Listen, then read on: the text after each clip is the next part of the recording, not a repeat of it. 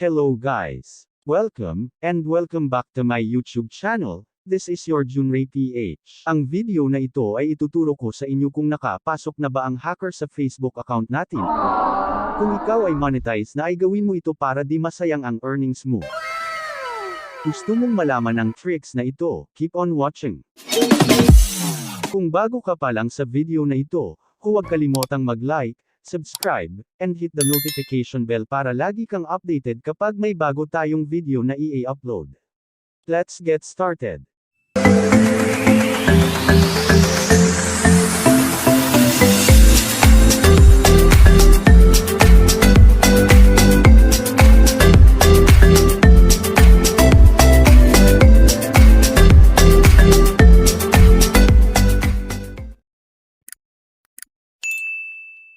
Pindutin ang Facebook app, at mag-login. Pindutin ang menu or tatlong linya.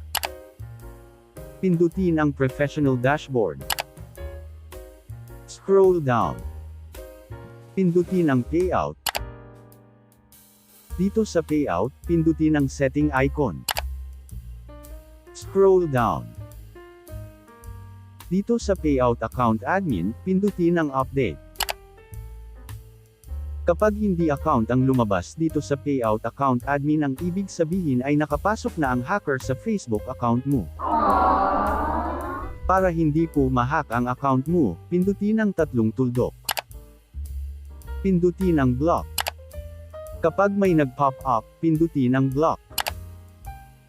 Din pindutin ang Close. Ayan lang kasimple ang tricks na ito para di ma-hack ang Facebook account.